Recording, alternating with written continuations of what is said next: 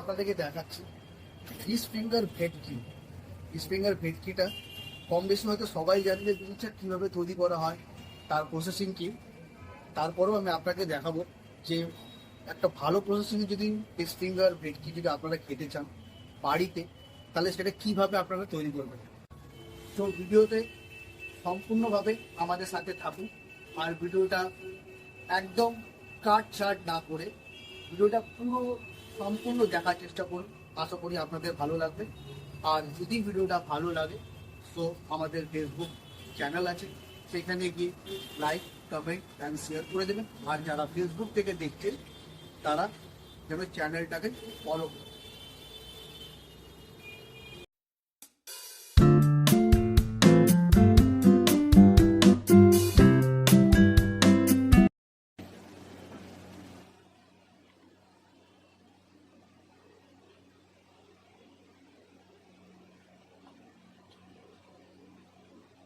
আজকের আমরা এখানে বানাচ্ছি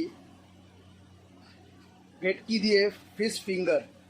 তো আগে ফিশ ফিঙ্গারের যে সাইজটা হয় ওটা আমরা কেটে নিলাম, ঠিক আছে। ফিশ ফিঙ্গারটাকে ম্যারিনেশন করতে চলছি। ম্যারিনেশনে সল্ট, হালকা সুগার, হালকা একটু ব্ল্যাক পেপার, তার পরবর্তী হালকা একটু পার্সলে চপ, একটু সামান্য পরিমাণে অয়েল, আর একটু স্বাদ অনুযায়ী কাসুন্দি এতে দিয়ে জিনিসটাকে আমরা এবার ম্যারিনেট করব। ফিশ ফিঙ্গারটাকে খুব সুন্দর করে জিনিসটাকে ম্যারিনেশন করতে হবে, যাতে কি সম্পূর্ণ ফিশ ফিঙ্গারটা ভালোভাবে মশলা জিনিসটা যেন মাখা হোক, যাতে কি নুনটা ঠিক পরিমাণে আর মশলাটা ঠিক পরিমাণে যেন প্রতিটা মাছের গায়ে যেন লেগে থাকে, তাহলে স্বাদটা খুব ভালো লাগে জিনিসটা। ঠিক এইভাবে করে জিনিসটাকে আপনারা মেখে নেবেন। ক্র্যাম্পিংয়ে পালা, এই ক্র্যাম্পিংটা কীভাবে করছে একবার দেখে নিই। এটা কিন্তু অ্যাকচুয়ালি কিন্তু ময়দা দেওয়া একটা বাটি আছে, কেন ময়দার মধ্যে যেহেতু জিনিসটা দিতে হয়, নাহলে ক্র্যাম্পিংয়ের সময় জিনিসটা অসুবিধা হবে। আপনারা দেখতেই পাচ্ছেন ক্র্যাম্পিংয়ে যেই কি ময়দাটা আছে, ময়দাটা দেওয়ার পর তো সম্পূর্ণ এটা এগের মধ্যে জিনিসটাকে চোবানো হয়েছে, যাতে ক্র্যাম্পিংটা খুব সুন্দরভাবে হোক। চলে এসছে সেই ক্র্যাম্পিং পালাটা। ক্র্যাম্পিংটা দেখুন কীভাবে হচ্ছে। এটা অ্যাকচুয়ালি কিন্তু ব্রেড ক্র্যাম না, এটা একটা প্যানকো প্যানকো ক্র্যাম আছে। এটা প্যানকো ক্র্যামটা হলে এই ক্র্যাম্পিংটা খুব সুন্দর হয় আর খেতে খুব মচমচে হয়। যাদের কাছে ক্র্যাম্পিংয়ের জন্য যদি প্যানকো থাকে তারা প্যানকো ব্যবহার করতে পারেন, বা ব্রেড ক্র্যামও ব্যবহার করতে পারেন, যেটা আমরা কম বেশি সবাই জানি আর সব জায়গায় পাওয়া যায় বিস্কুটের গুঁড়ো, সো ওটা ব্যবহার করতে হয়। এটাও আপনি প্রতিটা জায়গায় পেয়ে যাবেন, এখন সব জায়গায় জিনিসটা অ্যাভেলেবল আছে।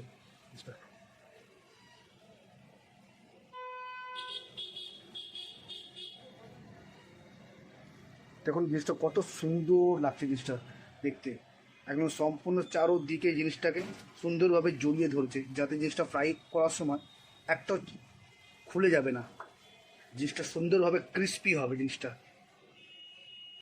ফিঙ্গারটাকে খুব সুন্দরভাবে ফ্রাই করা হবে ফ্রায়ারের মধ্যে। জিনিসটা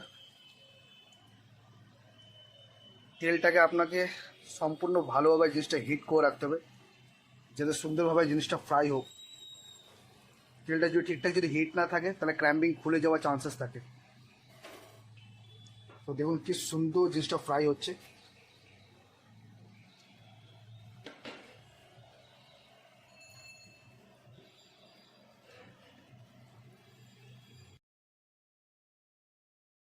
ফিশ ফিঙ্গারটা এখন পুরোভাবে দেখুন জিনিসটা ডান হয়ে গেছে।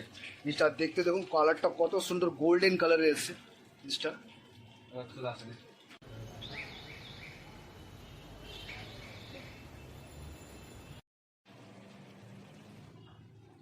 Wow, so nice.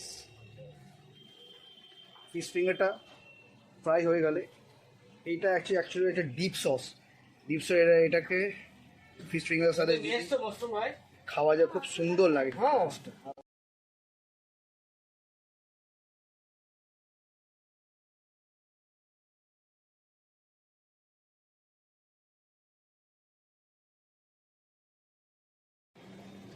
এবার একদম ফিনিশিংয়ের পালা।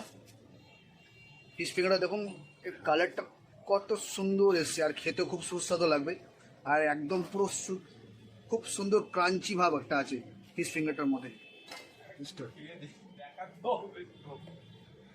আপনারা যদি বাড়িতে যদি এইভাবে করে ট্রাই করি, আশা করি আপনাদের জিনিসটা খুব সুন্দর খেতে লাগবে।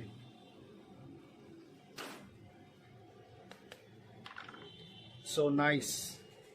Wow. Looking so good.